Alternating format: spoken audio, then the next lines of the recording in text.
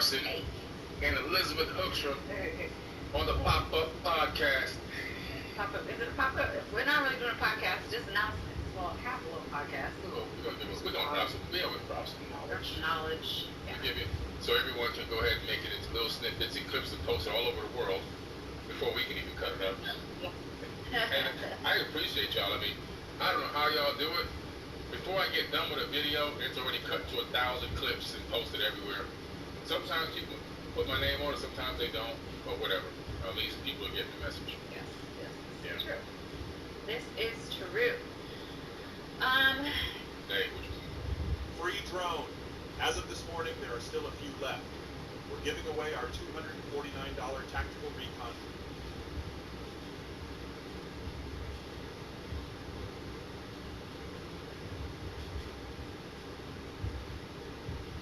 Giving away our $249 tactical recon.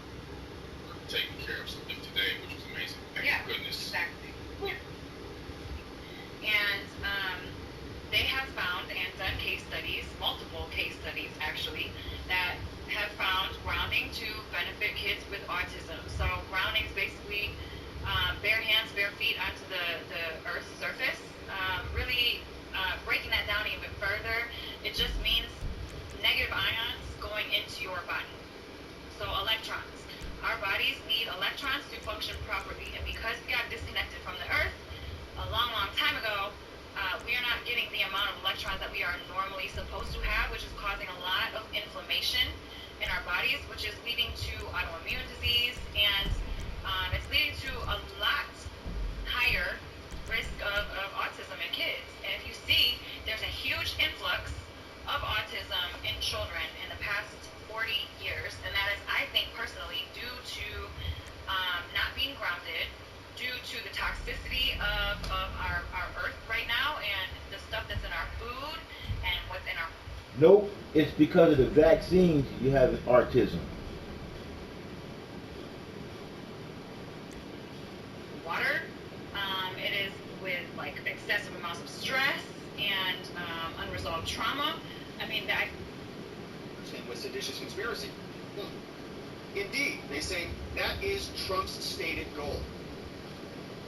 Trump seeks to use the discovery material to make this case in the media, better than your corrupt courts. It is an election season. One of the biggest issues in the country is about the weaponization of the DOJ to prosecute political enemies. Other countries' leaders are commenting about it, like, what's going on over there?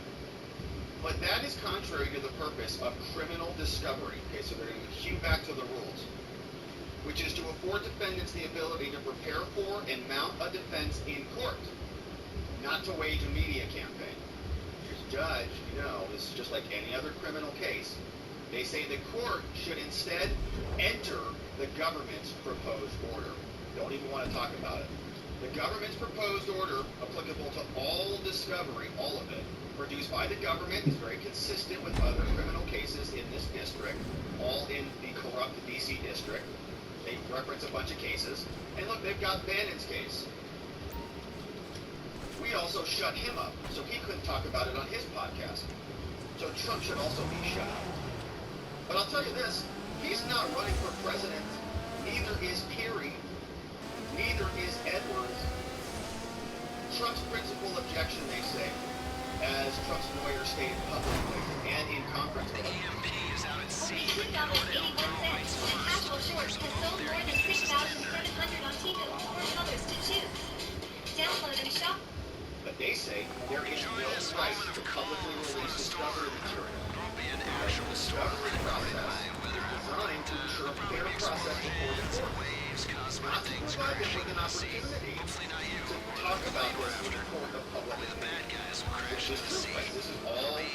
The court established rules for the courts. They're not necessarily supposed to be separate. So they're just going to take that right back. Now, this is why this is a problem, because the judge can say, in her opinion,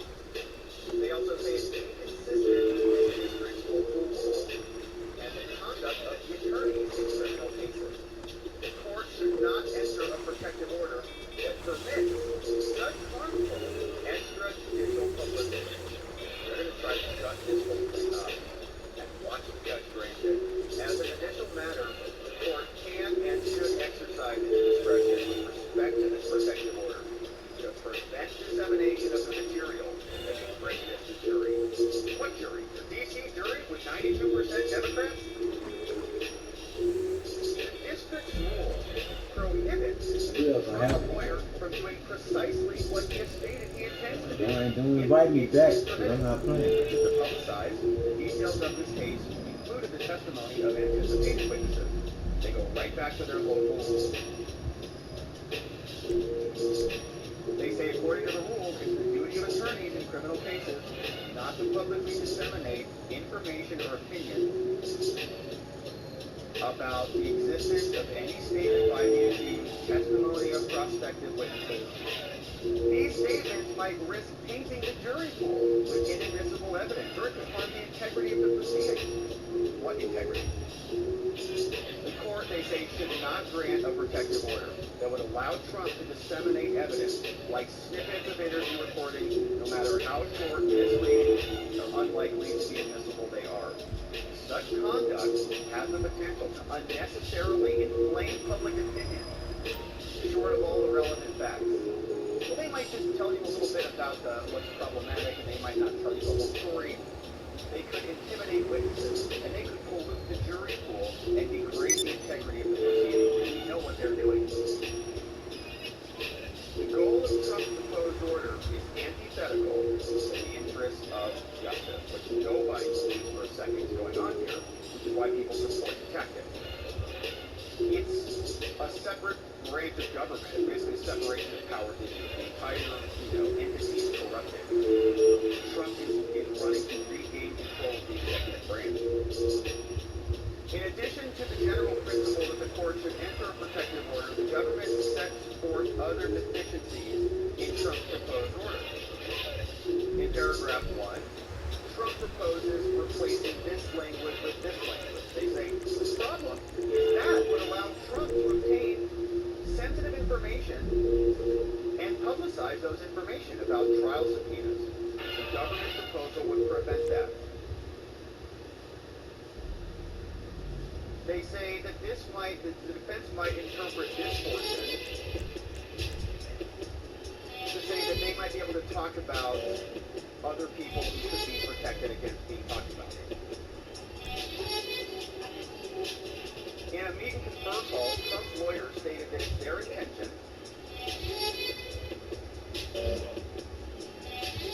to say that apparently any volunteer, intern, anybody could get access to the discovery. They say that's too broad. Trump's lawyers want to remove the definition of sensitive materials. So these are not classified documents or anything. This is just a January 6th date. But they labeled everything sensitive materials. So they lying about everything. Transcripts, audio recordings, witness interviews conducted outside the grand Because they're lying about everything. jury process. He says, I want to publish that. They say, no, the court should reject that stuff. They also want to remove redactions, requirements. They oppose that. And some labeling provisions. In conclusion, the government says the government, Your Honor, has proposed a standard, reasonable order that will streamline the flow of judicial discovery. Trump has proposed an unreasonable order to facilitate this. In his plan to litigate this case in the media, which we'll see if he continues to do that, to the detriment of litigating this case in the courtroom, they say normal order should prevail, and listen to this. No oral Okay, argument is here's the deal. Thanks to my intelligence and foresight, I've got tabs on a salvage crew scouring the ocean floor for a smuggler boat that just went down. Man, fuck this legal Apparently, system. they're on this I'm a massive black barge man. using magnets to search for any highly I'm valuable a brown goods man, that and were I know on that the board the legal wreck. system was never meant I to got a meet rough any idea of where they motherfucking might be way. working, so head over there and let's figure out how to steal their sunken treasure. We always had a two-tier justice.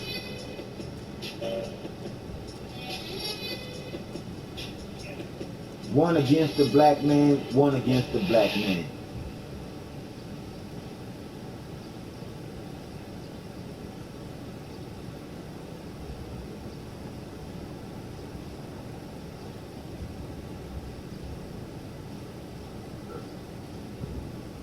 Don't even let Trump speak. Just do it. Gag him and make him gag from arguing the gag. Signed by Thomas Windus and Molly Gaston, so-called prosecutors fighting for justice in America, saying that Trump needs to have his voice removed lest they be exposed for their corrupt hack prosecution right in the middle of an election season. They could have brought this years ago, and we wouldn't have had that election season argument. But they want to do this under dark of night. They want to do this undercover because that's how they operate. They're bullies and cheaters. They censor and they silence. And they're going to run into a big problem here because if they try to shut Trump up, they have an enforceability problem. What happens if he doesn't comply with that order? What's the judge going to do then? Of course, we're going to continue to follow my friends. Thank you for subscribing wherever you're watching this. But we need to continue to cover. All right, now, let's take a look at this filing, this case, because this is another doozy. Donald Trump's counterclaim is dismissed. This comes from Judge Kaplan. You may remember him from the E. Jean Carroll trial. E. Jean Carroll sued Donald Trump, and she lost the big one, the big charge. We talked about this in depth here. You remember this verdict form. She alleged that Trump did the old hibbity-hibbity and now wrestling from the verdict form. The jury didn't believe her because she's weird and probably a liar, at least as to that charge. Here's what they said. As to count one, did Trump do the R on Ms. Carroll? Answer, no. Jurors said no. No R. Totally non-reason. Incredible. Did Ms. Trump abuse Ms. Carroll? They said yes on that one. That's the old DJ Dillon. And so we have a little bit of a conflict here. That's strange. E. Jean Carroll said that Trump did the hibbity-dibbity, but they said he only did the DJ Dillon. So is she a liar or is she not a liar? Because on the first count, he's a liar. So, after this verdict was handed down, E. Jean Carroll and her lawyer, Roberta Kaplan, no relation to the judge, they went out in the media and they were saying all sorts of stuff. One thing that E. Jean Carroll said was that Trump did do the hibbity. That's the R word. You say, no, that's not true. He was exonerated on that charge. And so Trump filed a counterclaim. Trump sued E. Jean Carroll back and said, hold on a minute here. If you're saying that I defamed you and that I did this thing, and I didn't do the thing, and you're saying I did, then you're defaming me. The old slippery. And so that sounded like a pretty good claim. But the judge has reviewed it. And a 24-page filing issued in the case of E. Jean Carroll against Donald Trump.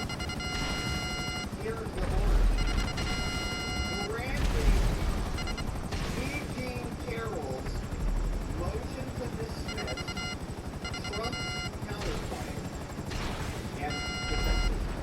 So, Trump countersued. E. Jean Carroll filed a motion to dismiss the counter lawsuit. She went. And there's Elena Abba doing that for the judge writes. All right, this is Judge Kaplan. And remember from Judge Kaplan, he absolutely hates Trump. Listen to him this whole trial. Twist this into some sort of perverted outcome. But he responds. He said, all right, well, this is a defamation case against Donald Trump brought by E.G. for certain statements that Trump made in 2019 while he was president. E.G. said that he did the hibbity in the mid-90s. In a second case, she sued him for defamation under the Adult Survivors Act, which allowed an extension under the statute of limitations to prosecute Trump. This is also known as the Prosecute Trump law, that he basically passed so that she can bring his claim. Carroll was tried in this court. Mr. and Mrs. Carroll testified that Trump assaulted her in a dressing room in what most likely was spring 1996. Among other things, doing the hibbity with his, no, doing the DJ Dillon, sorry,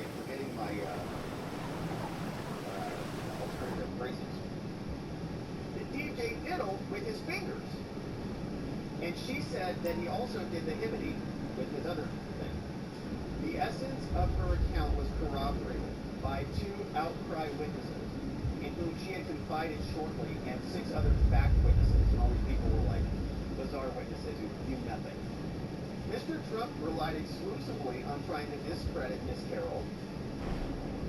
He did not testify, he did not attend, he did not present any evidence.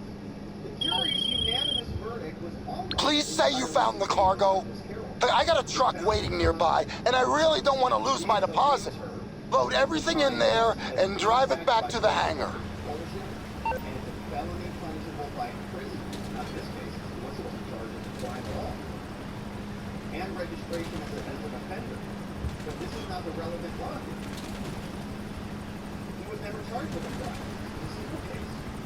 It determined also, so why is he bringing that up here? It determined also that Mr. Trump defamed Ms. Carroll in 2022 and awarded Carroll $2 million in damages for her battery claim and $2.9 million for the defamation claim. And remember how far we were laughing about this? The jury gave her $3 million for saying something that is untrue about her, but only gave her $2 million for the actual DJ dinner. So she got actually rely or whatever, more damage than the actual DJ. You know, and I go, what the? Alright, so it's just bizarre. So the only issue on which the jury did not find, this is the judge, right, in Ms. Carroll's favor was whether she proved that Trump did the hibity within the narrow technical meaning of the term of New York law. The jury was instructed that it could find that Trump hibity her if he forcibly penetrated her with his member. It could not find that he hibity her if it determined that Trump forcibly penetrated with his fingers, which is commonly considered, the judge says, the hibity in other contexts. Because the New York law definition is limited to the member. As the court explained in a recent decision, denying Mr. Trump's motion for a new trial was based on the verdict as a whole. The jury's finding that Trump abused her implicitly determined that he forcibly penetrated her physically. In other words, he says Mr. Trump did in fact hibity her, as the term is commonly used and understood outside the context of New York law. So you're just making it up. You know, well, New York law doesn't say it. New York law says you have to have the actual member in there with your member. But it's commonly used and understood outside. So the day after the jury's verdict, Ms. Carroll and her counsel gave interviews with the media where they discussed the trial and Ms. Carroll's reaction to the verdict. In the answer, Mr. Trump asserted for the fourth time a defamation counterclaim. He said that Ms. Carroll, in an interview with CNN, disregarded the jury's findings that Trump did not hibity her, stating that when she heard the jury's response was no to the question, she responded, "Oh yes he did, oh yes he did." They said, "Hey, DJ, what did you think when the jury came back and said you're a liar and Trump is not responsible for hibity?" She said, "Oh yes he did, oh yes he did," and stated at the conclusion of the trial, "Trump did it, and you know it." She said to Mr. Trump's counsel, "Mr. Trump did it." So the matter is now before the court. Ms. Carroll filed a motion to dismiss Trump's counterclaim. And the judge is laying out some facts for us. He gives us some different definitions of the New York penal law. The court instructed the jury according to the jury rules, and they're rehashing the jury rules. The instructions and the jury instructions made clear that the jury found that Trump used his fingers, but not his member, then they had answered yes on the abuse question. We're going with that. They're totally different. Ms. Carroll's statements after the verdict. Here's the exchange. On May 10th, the day after the jury's verdict, Ms. Carroll and her lawyer showed up on CNN. During the interview, Ms. Carroll made the following statements. Reporter said to her, "What about when the first What about when that first finding was found? This jury found that Mr. Trump did not intimidate you. What about that moment? Eugene says, can you explain the legal? And the reporter says, sure, yeah, I want you to explain the legal, but I just wondered, Eugene, what went through your head? Like, I don't want to hear the legal answer. What went through your head when you heard that? Well, I just immediately say in my own head, oh, yes, he did. Oh, yes, he did. See, that's my response. There in the courtroom was an encounter and an exchange between you and the president. You came up, you shook hands, I believe. What did you say? Eugene said, well, Joe Tacopina is very likable. He's sort of like an 18th century strutting peacock. Whatever that is. And people like him. So when he sticks out his hand, first he congratulated Robbie, and then he congratulated people on the team. As I put my hand forward, I said, he did it and you know it. Then we shook hands. And I passed on. So Trump alleges that she made falsehoods and defamatory statements. By saying that, oh yes he did. Oh yes he did. See, no they didn't. The jury found I didn't. He contends that she made those statements with reckless disregard for their truth and falsity. And so the judge sets the legal standard, establishes some rules, and says Ms. Carroll argues that there's no claim.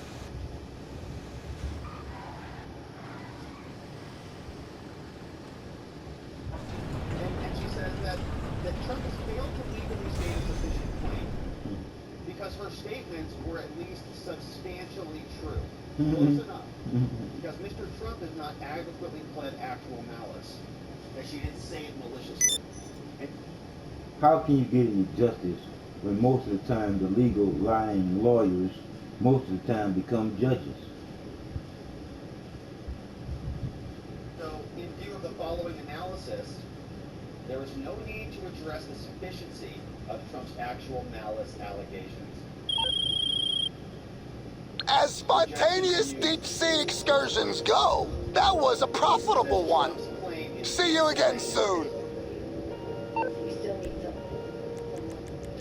It establishes against him the substantial truth of Miss Carroll's accusations, and he uses the word "are" in quotes. It goes from without quotes to with quotes. In any case, the finding... Yeah, so they go through they're arguing Trump's points.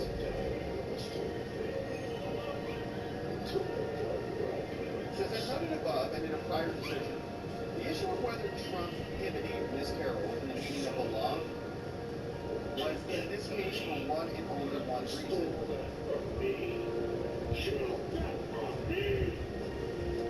In any case, the judge writes, Ms. Carroll's statements were substantially true, so it's good enough. The digital finger is a digital pivoting, so you can pivot somebody with the DJ Hittles, alright?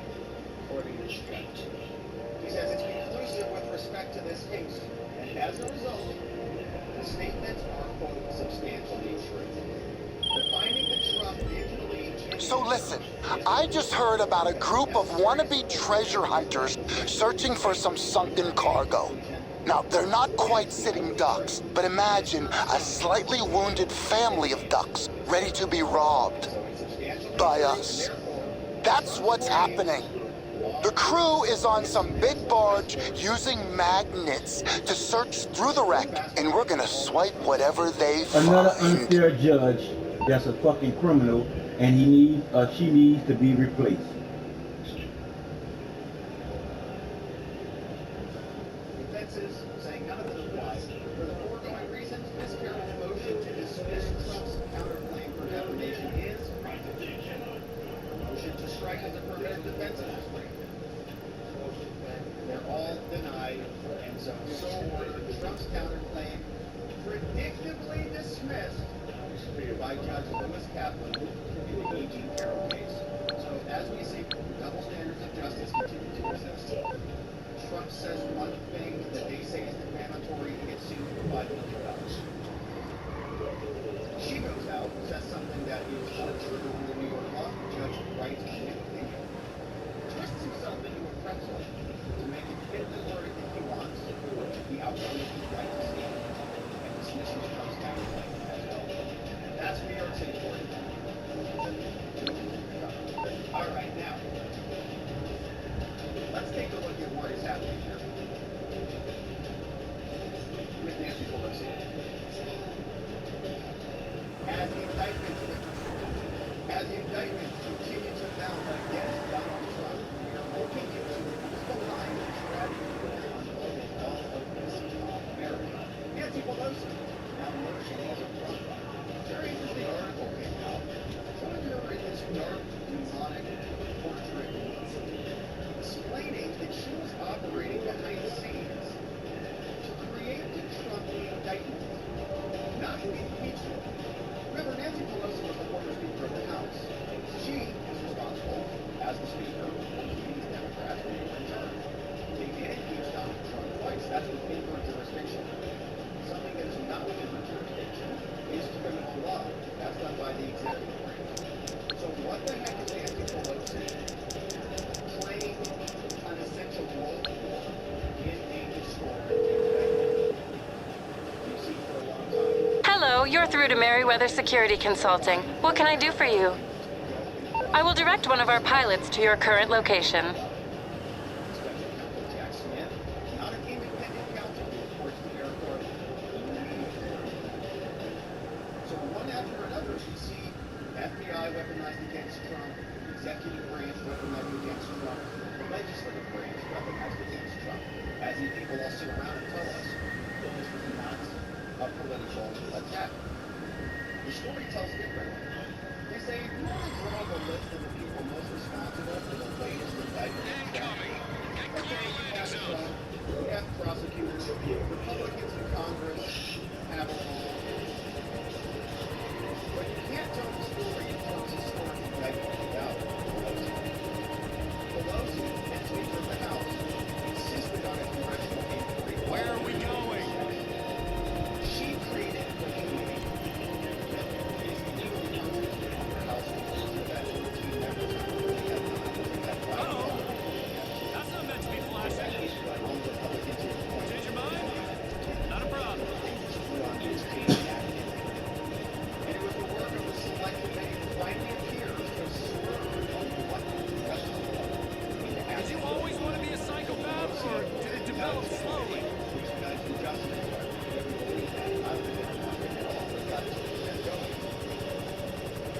Setting in motion for intense meetings of critical certification. The resulting indictment closely tracks what the committee's work. I wanted to be a stuntman, but I failed the exam. She's acting as like a prosecutor. Pelosi told that intelligence New York Bay says, I knew on January 6th, Trump You're my favorite kind of customer. The silent type. the author says, I wonder if it's going to look at it and play an essential role in bringing about the most important criminal prosecution in the history of our country. The psychopaths. He wants political opponents of bringing about the most important criminal prosecution in the history of our country, which just happens to be your political opponent. Have you ever thought about taking some flying lessons? When it had occurred to her that Trump was actually a criminal. She was one of Trump's #1 opponents.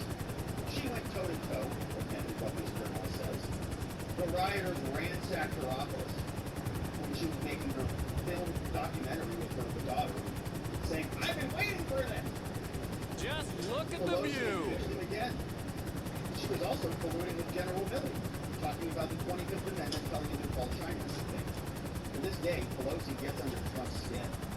But long before January 6th itself, Pelosi had been preparing for Trump to try to disrupt the transfer of power. I'm sure she was preparing. It's a lie. These things During the rarely election crash. He's going to try to I've pull only stuff. crashed We have to twice. try to have as many states in the Democratic column as possible. She told me, revealing some of her backroom deals. Said that the House would have to move. Look at this. this. She told me contemplating the possibility that Biden's Are you a victory Penn might Centers or a be Panic certified, fan? and that the House would have to move to an obscure procedure in which each state's congressional delegation would cast a single vote to determine the next president. Wow. Oh my God! Wow. Did somebody Wow. tell the FBI about Wow. this? You're telling me that Wow. Nancy Pelosi Hope was you're having fun. contingency Wow. planning on an election? Wow. And her guy wasn't a clear Right. that they would do something different? Wow. Oh my gosh. This is crazy. It's almost like what the alternative electors were doing with Mike Pence. Everybody was... The smoking gun right there, smoking in Nancy Pelosi's My hand. dad wanted me to be a pilot. I wanted to cut hair and bob mullet. Now, if she were a Republican, she might be being raided and investigated by the FBI for doing this. She's contemplating the possibility of a different process. Trump probably Can proceeded you to believe they let validate me that fly a concern. customer on my first day? She was responsible, and her secretary, her sergeant at arms for security there. She says, as we got closer to January 6th, I knew he was cooking up all these things. But what was he going to do about it? It was clear he knew he did not win the election. I never saw that. It was clear he had to disrupt. When we saw what he did on January 6th, I knew it was a crime. Remember to strap on your parachute. What can be proven in court, I don't know, but I know he committed a crime that day. Now, after Biden got inaugurated, she organized what they call here was a total joke, a bipartisan 9/11 commission type hearing. Yeah, and they passed H.R. 503, which said 13 members, 5 Republicans, The best thing were about this appointed job? in consultation with the They don't drug minority, test. which were the Republicans at the time. They didn't get 5 Republicans that they could agree upon. So Pelosi said, to hell with you in the minority, and we're just going to appoint 2 Republicans that we like, Liz Cheney and Kinzinger. It wasn't bipartisan at all. In fact, it was a violation of their own House rules. We yielded on every point, Pelosi recalled, of the negotiation with the Republicans. We gave them an equal number of commission members, which we always have done. Man, I We was did it so because it drunk was so last awful night. for our country. I'm still kind of It tipsy. never happened. She says it turned out what was a historic miscalculation. Mitch McConnell blocked it in the Senate. Pelosi took it back to the House. Pelosi then shifted gears, so she created a select committee in the House. Pelosi quickly decided negotiations aren't going anywhere. She said Kevin McCarthy wanted to appoint members who would Hold quote, on totally tight. undermine the I don't want any committee. more You accidents. mean what? What do you mean, like have an alternative opinion? You mean Jim Jordan would ask a difficult question? So Pelosi just said to hell with them. Okay, she rebelled. That's really nice. So you get consultation as who to serve. I've consulted with you, and I've said no. That's the power Sorry of if it's a the little speaker. bumpy So back you just there. fire all of them. Hungover. She then assembled a group of Democratic people, including Republican Vice Chair Liz Cheney, 6 other Democrats, and Adam Kinzinger. She called it a bipartisan committee. Not too long for observers to conclude Man, McCarthy San might have Andreas been is so explaining beautiful. They were not. Hey, what are you doing right now? You up for something impetuous? I'm a Palm Springs hotel. She worked to ensure that members would. It's almost like she created a little bit of a What grand a jury. beautiful view. The quality of the membership was one of the best presentations in the history of our country. It was boring, it was scripted, they were all reading from teleprompters, and it didn't have even any adversarial proceedings. And in fact, they put on a bunch of liars, too. Clavicle Girl comes to mind, who said Trump was, I think, ripping the Secret Service clavicle apart as he was trying to commandeer the van. Meanwhile, there were questions about what the Justice Department was going to really do enjoy to address talking the to criminal you. culpability here. Almost there. I hope you enjoyed the The ride. DOJ was not pursuing those same threats. And we're here. I asked Pelosi whether she had tried to speak with Merrick Garland or Biden or anyone in the White House. No, she said, telling me she did not think it was appropriate for her to try to influence the department behind closed doors. Untrue. I did want them to pay attention. I hope that we got their attention. That's why the presentation had to be the way it was, which was totally fake. We couldn't have people like the Republicans who would be disruptive. Too much was at stake. They had to fake this whole story. There was palpable anxiety among House Democrats when the DOJ wasn't making progress, when they weren't investigating Trump directly. The Post published an 8,000-word essay. It said it took more than a year for them to get some steam on this, and now Trump has been indicted. He says at the end of the day, we have to see what happens. If he were to be president, it would be a criminal enterprise in the White House. So this woman Criminal enterprise in the White House right now.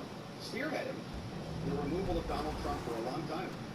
Here she is, on with CNN, talking about some of this. You can hear it right from her. So you had a singular experience of January 6th. As you read the indictment, what was your reaction and what jumped out to you? Merriweather Security Consulting. How can I help? A helicopter will be with you shortly. With this list of charges against him, and I just want to And you guys all created.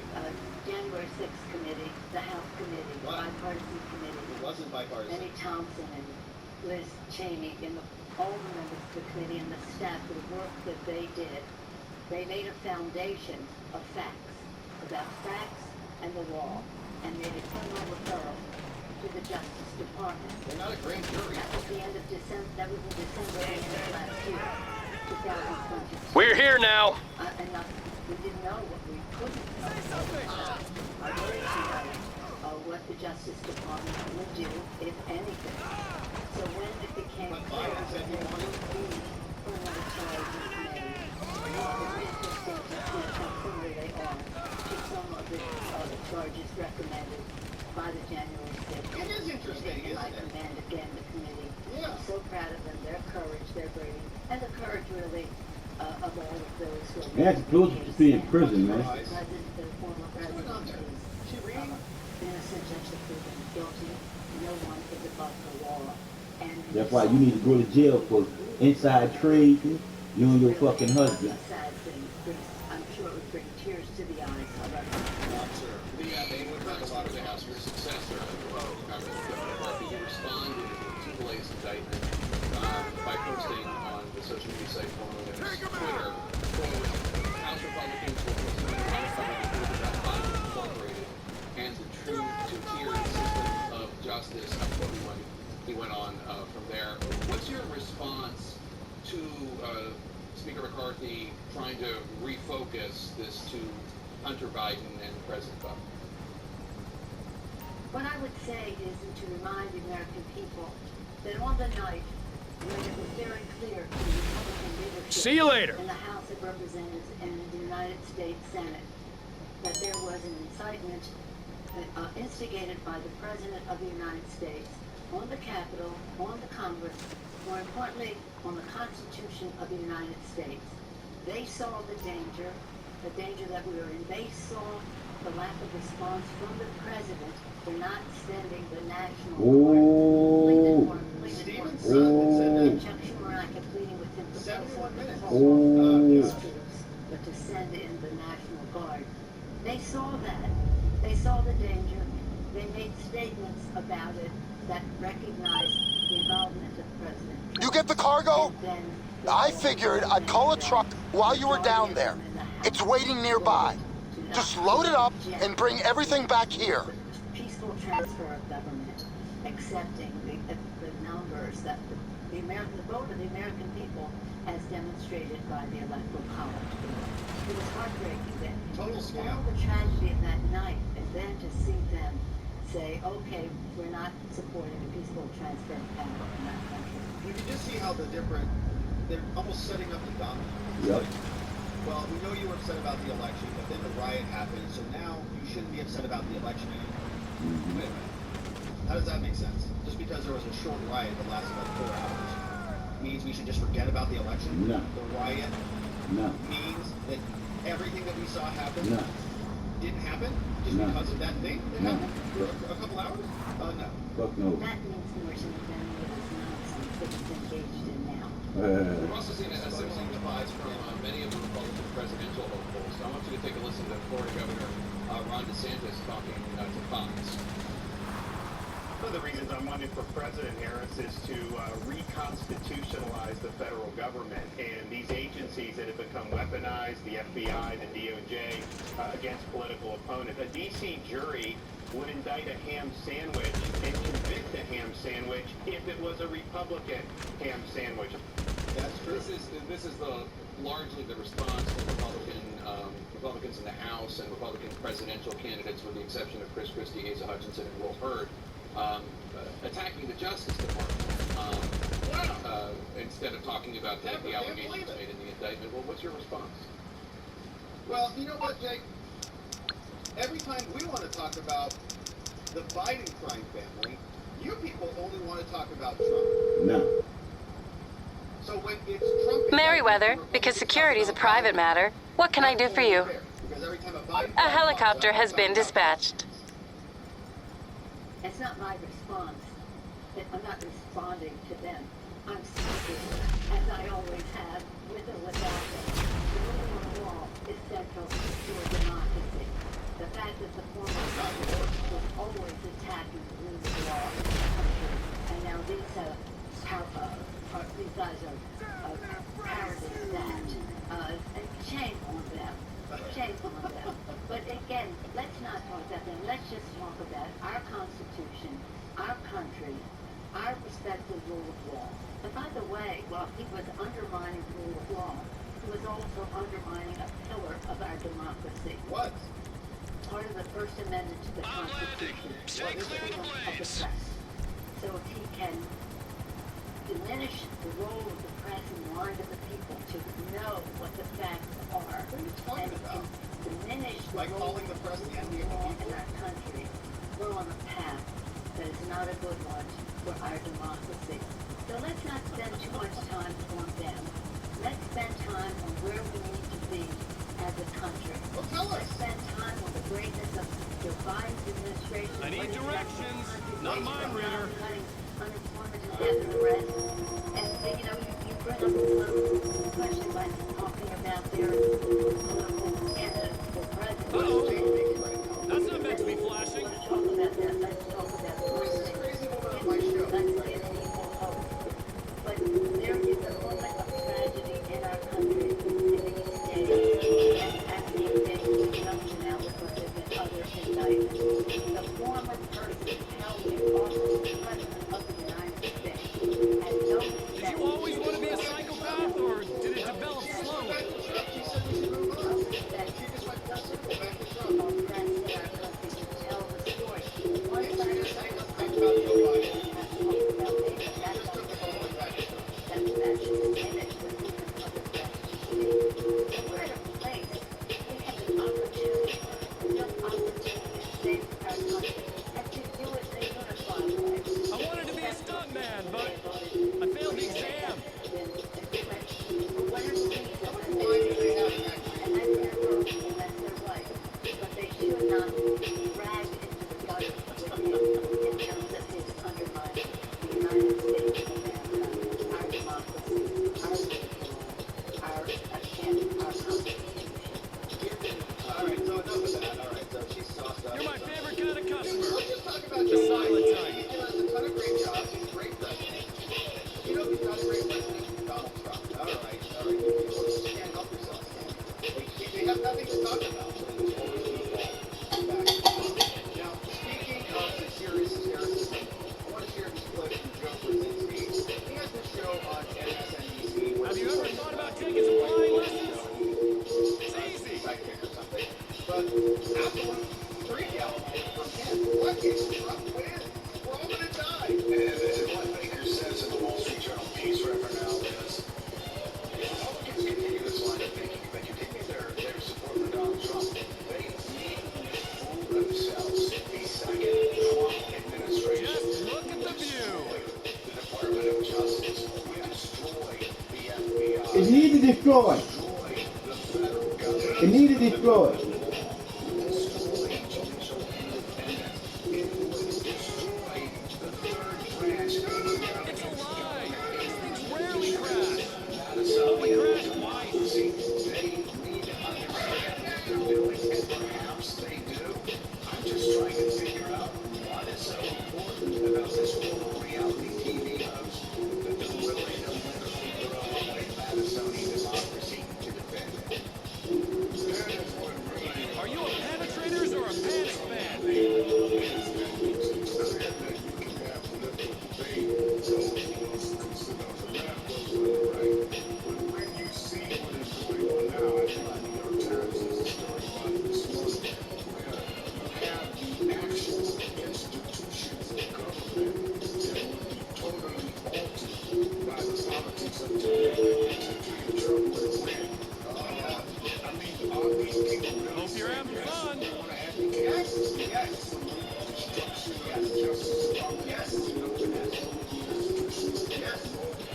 Dismantle the Justice Department.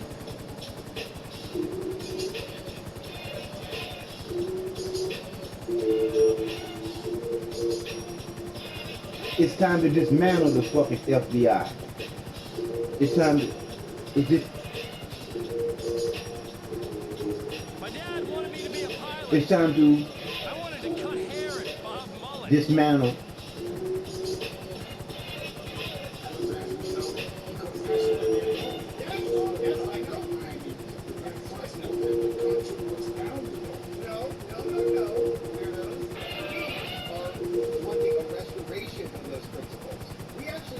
Justice in America. Just because we have a Justice Department doesn't mean we have justice in America. Can you believe they let me fly a customer on my first day? We love not prosecuting our political opponents like partisan hacks. We're big fans of that. What has happened is these institutions have been corrupted and perverted by your people and your party, exactly resulting in what we see today. So absolutely, the current form of the DOJ, no, we don't want that. FBI, no, not okay with that. Any government bureaucracies that are crapping all over our, I'm getting vulgar here today, our rights need to be held accountable. They need to be a part of the conversation about dramatic restoration, reform, replacement, removal, gone. And that is democracy as opposed to autocracy. And I think that is one thing to be caught up in the heat of a campaign. It's another thing to say that I want to completely overhaul how we govern and what we stand for as a nation. And that is the line they have began to cross in the politics of some of those that are running in the Republican primary. No. You guys are prosecuting your political opponents. We didn't cross that threshold. You started it. This is an institutional crisis for them. This is a legitimacy crisis. And this, I think, is only the first inning. We are just getting started. They don't even know the damage that they are bringing upon themselves. They're in this legitimacy doom loop downward spiral. Every time they want to bolster their legitimacy, they go and they do something like attacking their political opponents to bolster their credibility. But they don't realize, because they're so dumb, that when they attack their political opponents and they use these institutions that once had some legitimacy, they actually undermine their legitimacy. Everybody recognizes they are corrupt. But they keep doing it. They're going to try again for a fourth indictment. We're going to see how it works out for them. So they're destroying their own institutions. It's not us doing anything. We're just sitting here. We're just commenting on this scam show trial situation that's happening in this country. They're doing it, not us. All right, and so we've got one final segment here about Mike Pence. The star witness in the Trump trials might be none other than Mike Pence. He said he's willing to testify. Trump has called him delusional, and two Trump lawyers say, no, we want to hear from this guy. I mean, he wrote in his book, he's been talking about this situation for a long time. We never asked him at all to put the Constitution under Donald Trump or to steal the election or to do anything of the sort. And as soon as Mike Pence is sworn in under oath in a criminal trial in a court of law, we get to ask him questions and impeach him with his own prior inconsistent statements, then we're going to see the truth come out on display. But Pence has agreed to testify. He said, yeah, no problem. If they subpoena me, I'll come in as a witness. Mr. Vice President, if this case comes to trial, would you be a witness against the president? People can be confident. We'll obey the law. We'll respond to the call of the law if it comes, and we'll just tell the truth. Look, I've been telling this story over the last 2 years, but I must tell you over the last week, it seems that more and more Americans have been coming up to me and just expressing a word of appreciation. There's nobody that told you no word of fucking appreciation, bitch. Because you did your fucking job, none of this shit would have happened. Subpoenaed to testify. Obviously, he is a pretty critical witness in this entire case. He was the guy who was evidently receiving the electoral votes from the various states. He got the alternate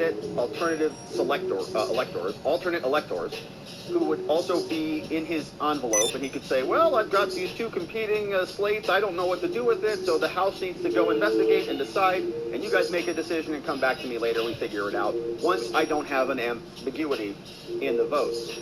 So he'll be there, and we've heard his statement waffle all over the place. At one point, he was saying that, it's kind of my opinion that I didn't have the power to do these things, and we're okay with that. But when he started to turn his phrase around a little bit, see you again soon, and say that Donald Trump asked him to dump on the Constitution and to place Trump above the Constitution, that is not accurate. Okay? That is not what Trump had asked him to do.